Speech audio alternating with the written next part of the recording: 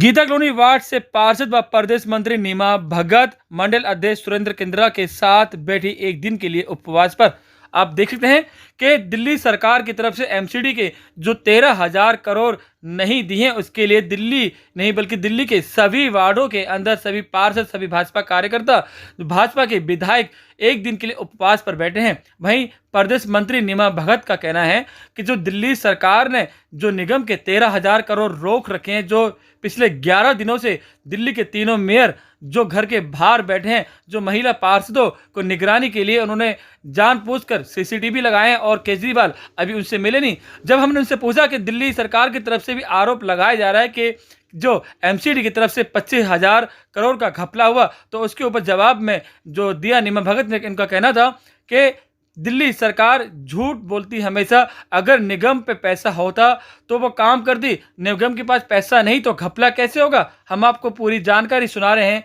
पार्षद की बाइट। जब से केजरीवाल सरकार आई है तब से आपने देखा होगा, क्योंकि ये ग्लोबलाइजेशन शेयर है जो हमें मिलता है धारा 243 के अनुसार आर्टिकल 243, जिसमें 12.5% का राइट हमारा बनता है जो भी आपको टैक्स आता है, और उस हिसाब से हमारा जो है टोटल मिला के 13,000 करोड़ रुपया बना।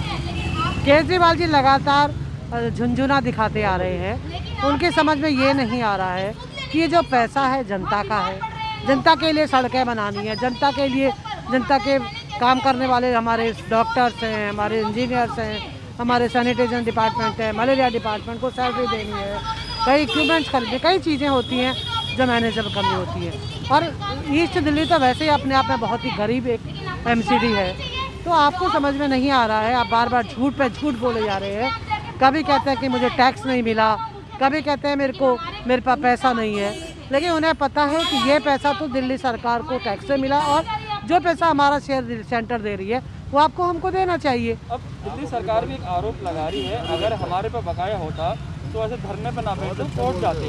और साथ ही उन्होंने कहा है कि वो 13,000 के पीछे, जबकि उन्होंने 25,000 करोड़ का घपला किया है, उसके बारे में क्यों नहीं बता रहे हैं? मैं आपके माध्यम से कहना चाहती हूँ कि आप CBI में जाइए।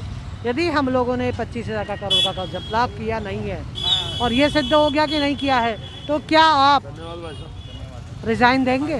क्योंकि हमारे किसी भी एमसीडी ने जब हमारे पास पैसा ही नहीं है, तो आप बताइए कितनी बड़ी ये मजाक है। जब हमारे पास पैसा ही नहीं है तो हम 25,000 करोड़ का घोटाला कर ही कैसे सकते हैं? 13,000 करोड़ रुपया नहीं मिलेगा। आज 11वां दिन है, हमारे तीनों मेयर और 18 पार्षद इनके घर के बाहर बैठे हुए हैं।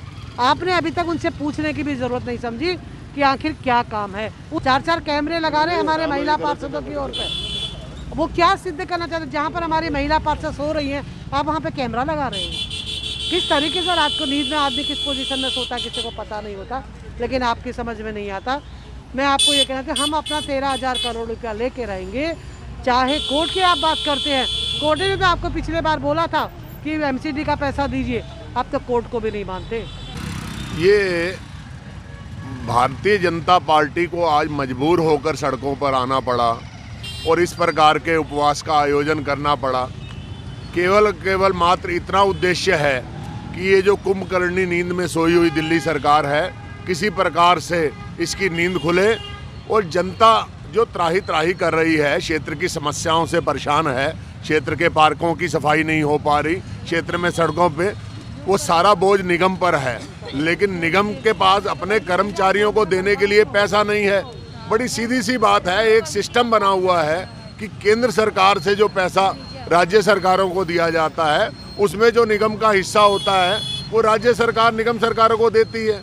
अब से पहले भी यही सिस्टम चला आ रहा था, लेकिन क्योंकि पिछले कुछ वर्षों से ये दिल्ली में एक धूर्त सरकार विराजमान है, जिसके चलते आए दिन इस प्रकार की समस्याएं हो रही हैं। ये पैसा ना दे के, समाज का पैसा है, किसी के घर का पैसा नहीं है, उस समाज का पैसा समाज के उपयोग में ना पड़े आए, इसलिए ये ओछी राजनीति दिल्ली की सरकार द्वारा हो रही है। उसको जो है हम लोग क्षेत्र के लोगों में, समाज के लोगों में, दिल्ली के लोगों में ये सारा विषय पता लगे और ये सरकार के ऊपर दबाव बने कि वो एमसीडी का ये पैसा वापस दे, ताकि दिल्ली में विकास कार्य सुचारू रूप से चल सके। इसी उद्देश्य के साथ हम लोग आज ये धरने पर बैठे हैं।